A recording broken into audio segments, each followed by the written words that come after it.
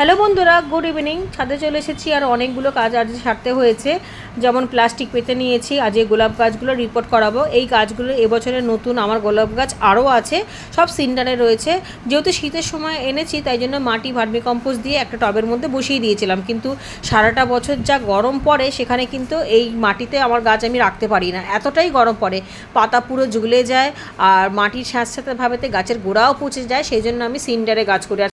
আর এই সিন্ডারের গাছগুলো কিন্তু আমার বহু বছরের পুরনো, প্রায় 5-6 বছর হয়ে গেছে। তো এবারে যে নতুন গাছগুলোকে এনেছি সেগুলোকে এখন রিপোর্ট করে দেবো। শীতের মাত্র ওই 2 মাস মতো এই মাটিতে করে রেখেছিলাম, আবারও দেখুন গাটাকে পুরো ছাড়িয়ে নিয়েছি। সবে সবে মাত্র রিপোর্ট করেছিলাম বলে দেখুন এখনও পর্যন্ত পুরো মাটিটা শক্ত হয়নি, তালটাও একই রকম রয়েছে। এইবার ওই পাত্রটার মধ্যেই নিচে অনেকটা পরিমাণে সিন্ডার দিয়ে দেবো, তার উপর ভার্মি কম্পোস্ট দেবো, দিয়ে ওটার মধ্যেই মিশিয়ে নিয়ে তালটাকে বসাবো। যে গাছের তালটা রয়েছে কোনো শেকড়ে কাটাই ছাটাই বা মূল শেকড়ে আঘাত কোনো কিছুটাই দেবো না, এইভাবে বসিয়ে দেবো। আর জৈব মিক্সার দেবো। আর জৈব মিক্সারের মধ্যে যেহেতু সব রকম উপাদান রয়েছে, নিমখোল টিমখোল সমস্ত খাবার দাবার কীটনাশক ফাঙ্গিসাইড সব আছে, তাই জন্য কোনো অসুবিধাও হবে না। তো দেখুন এইভাবে পুরো গাছটাকে ভরাট করে নিয়ে মাটি চেপে চেপে দিলাম যাতে কোনো ফাঙ্গাস না লাগে। চেপে চেপে না দিলে অনেক সময় ফাঁপা থাকলে ফাঙ্গাস লেগে ভয় থেকে যায়, আর ফাঙ্গাস একবার লেগে গেলে কিন্তু গাছ নষ্ট হয়ে যাবে, সেখানে ফুল তো হওয়া দূরের কথা। তো এইভাবে আমি 3টে গাছে রিপোর্ট করে নেবো। আর সিন্ডারে দেখুন কতটা হালকা হয়েছে, আর এত কুড়িও রয়েছে এর মধ্যে, কন্টিনিউ কিন্তু ফুল আসছে। সারা গরমে এই গাছগুলো থেকে ফুল পাবো, কারণ আমার পুরনো ফুল গাছগুলোতে সারাটা বছরই ফুল থাকে। তবে শীতের সময় ফুল গাছগুলোতে ফুলের আকারটা অনেকটাই ছোট হয়।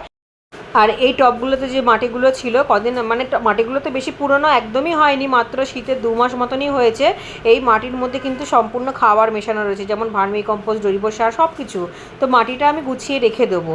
আর দেখুন 7 পাতার যে ডালগুলো আছে সেগুলোকে কেটে ফেলে দিলাম, কারণ কি 7 পাতার ডালে একদমই ফুল আসবে না সেই জন্য। আর এই মাটিগুলোতে আমি অন্য কোনো ফুল গাছ করব, কারণ আমি মাটি একদমই নষ্ট করি না। সবজি গাছ কিন্তু আমি সবজির খোসা টোসা দিয়েই করি, কাঠের গুঁড়ো দিয়ে করি, কারণ মাটি আমি পাইও না, আর মাটি ভীষণ ভারীও হয়। আর দেখুন সিন্ডারটা এরকম কালো সিন্ডার পেলে এরকম সিন্ডারটা আনবেন, লাল সিন্ডারটা আনবেন না, কারণ লাল সিন্ডারটা কিন্তু ভালো হয় না। আমি এর আগে দেখেছি 2বার এনে, লাল সিন্ডারে কিন্তু গাছ ভালো তো হয় না, গাছ কিন্তু মারাও যায়। আর এই কালো সিন্ডার মানে ঘেস, যেটা ঝালাইয়ের দোকানে পাবেন সেটাই হচ্ছে আসল সিন্ডার। আর যদি ঝালাইয়ের দোকান থেকে ডাইরেক্ট আনতে পারেন তাহলে একটু ধুয়ে নেবেন, আর নার্সারি থেকে বা কোনো গাছের হাট থেকে কিনলে সেখানে ধোয়ার দরকার নেই, এর মধ্যে যে কোনো সার মিশিয়েই কিন্তু গাছ করতে পারেন। চলুন একটা বোগেনভিলিয়া গাছও রিপোর্ট করব। এই গাছটাতে রিপোর্ট করার দরকার ছিল না, গত বছরই করেছিলাম, কিন্তু এই গাছটার বালতিটা নষ্ট হয়ে গেছিলো, পুরো রোদে ফেটে গেছিলো। এই গরমে যাতে আরও ফেটে গাছটা নষ্ট না হয় সেজন্য অন্য একটা বালতিতে দিয়ে দেবো। এত গরম পড়ে, আর বোগেনভিলিয়ার মাটি দেখুন কতটা শক্ত। গোলাপ গাছের মাটি যেমন ময়েশ্চার হওয়াটা দরকার, তেমনি বোগেনভিলিয়ার গাছের মাটিটা কিন্তু এরকম শুকনো হওয়া দরকার, তাহলেই কিন্তু ফুল আসবে। আর গাছের ডাল কাটাই করে দিয়েছি বলে গাছে কোনো ডাল তেমন নেই, নতুন ব্রাঞ্চ বেরাবে, সেখান থেকেই ফুল আসবে। আর গাছের মাটিটা দেখুন কতটা ঝুরঝুরে, আমি কোনো মাটির তাল ভাঙবো না, যেমন আছে তেমনই বসিয়ে দেবো অন্য একটা বড় পাত্রে।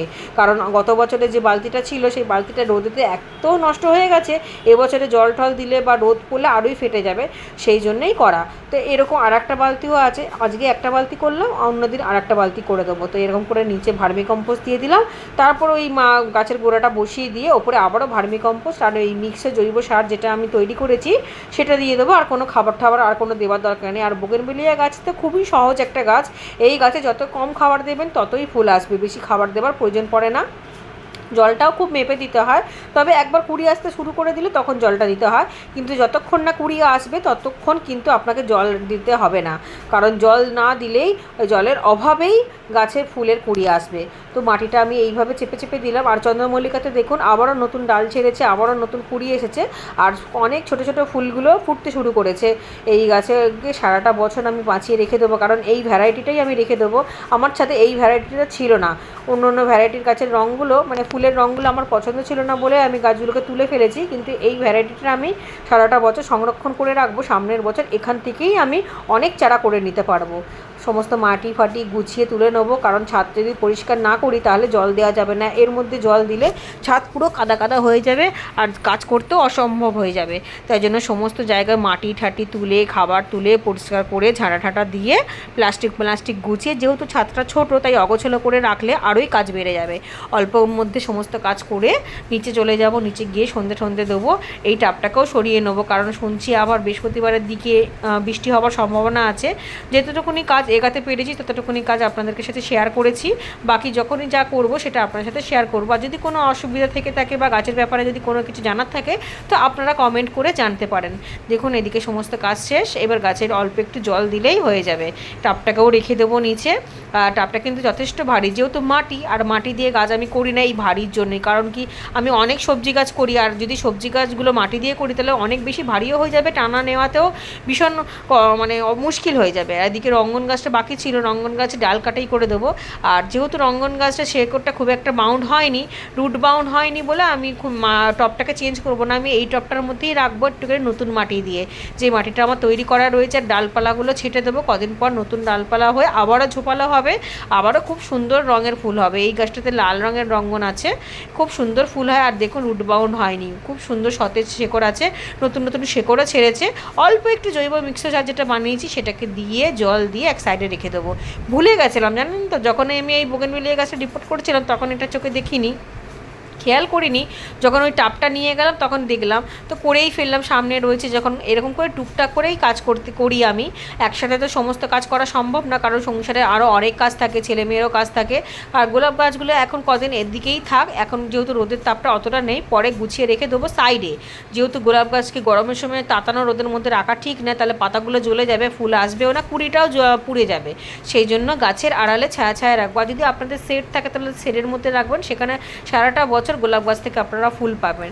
আর এদিকে ডালপালা ফুল টুলগুলোকে বেঁচে রাখলাম, সেগুলোকে টাপের মধ্যে দেবো শুকনো হয়ে গেলে শুকনো ডালপালা পাতাগুলো যে কোনো বেডে, মানে সবজির বেড হোক বা ফুলের বেড হোক, সেই নিচের দিকে দেওয়া যাবে। নিচের দিকে দিলে গাছটা যখন বড় হবে শেকড়টা ছাড়বে, নিচ অবধি খাবার পেয়ে যাবে। এদিকে প্লাস্টিকের মধ্যে সমস্ত খাবারগুলোকে তুলে অন্য জায়গায় করব, এমনি তুললে হাত দিয়ে পুড়ে যাবে, সেই জন্য প্লাস্টিকের মধ্যে তুলে একবার রোদ খাইয়ে নেবো। তবে নতুন মাটিতে আমি রোদ খাওয়াই না, পুরনো মাটি, ধরুন কোনো গাছ হয়ে গেল তখন সেই গাছের মাটিগুলোকে আমি একটু রোদ খাইয়ে নিই যাতে ফাঙ্গাস না লেগে যায়, যদিও বা ফাঙ্গাস নেই। আর এদিকে গাছগুলো দেখুন কতটা সুন্দর দেখতে লাগছে, আর সমস্ত গাছেই কিন্তু কুড়ি আছে। ঠিক আছে বন্ধুরা, আজ এই ভিডিওটা আমি এখানেই শেষ করলাম। সবাই খুব ভালো থাকবেন, সুস্থ থাকবেন।